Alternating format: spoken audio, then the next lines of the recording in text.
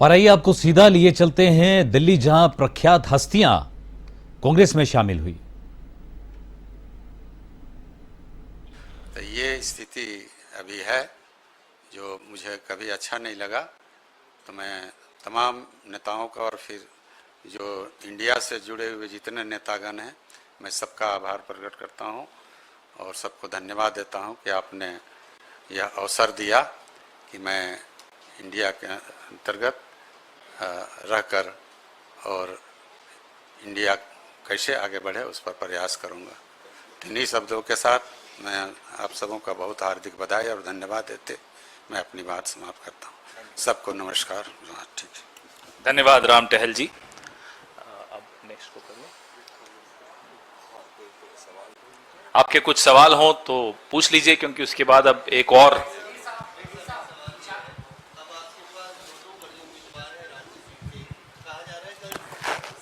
बैठक में रांची की सीट को होल्ड पे डाल दिया गया। अब राम टहल चौधरी जी भी आ गए और सुबोध जी भी बैठे हैं। आपके अध्यक्ष राजेश ठाकुर जी ने कहा है कि 2 बार वो जीते 2 बार ये। तो अब रांची सीट को लेकर क्या स्थिति है?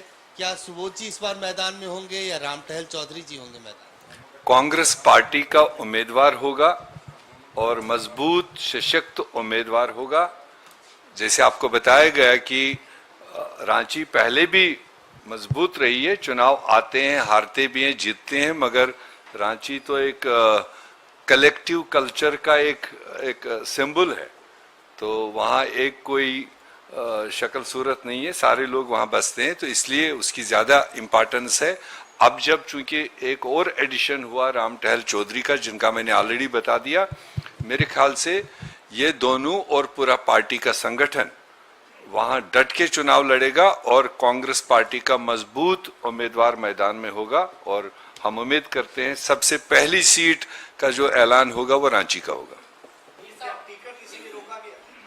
नहीं, ये जो इन्होंने भी बताई थी रोकने की बात तो कहीं नहीं है। हमारे यहाँ जो सीटें कांग्रेस को मिली है, और जैसे आप जानते हैं कि इलेक्शन कमीशन ने इतना प्रोलॉन्ग शेड्यूल दिया है 7 फेजेस का। तो पहला फेज तो अभी 2 दिन पहले नॉमिनेशन कंप्लीट हुआ, लास्ट फेज 4 जून को वोटिंग है। तो इसलिए हमने भी अपनी सीटों का फैसला 1st, 2nd, 3rd में हमारे यहाँ कोई चुनाव नहीं, 4th, 5th में जो सीटें आ रही थी उनका अनाउंसमेंट हो गया। 6th और 7 में जो हमारी सीटें पड़ रही वो आप आने वाले 2-3 दिन में देखेंगे। उसमें ऐसा कुछ भी नहीं है कि कोई होल्ड है या कोई रोका गया या टोका गया। रूटीन वे में अपना काम चल रहा है।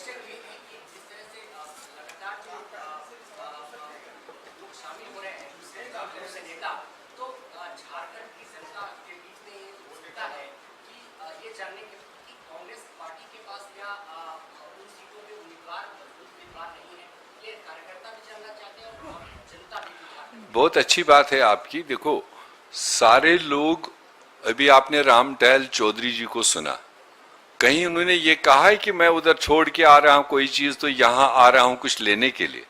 उन्होंने तो एक आइडियोलॉजी को लेकर, एक कंसेप्ट को लेकर, एक प्रोग्राम को लेकर अपने आप को वहां छोड़ करके यहां एक मिशन के साथ जोड़ने की बात रखी।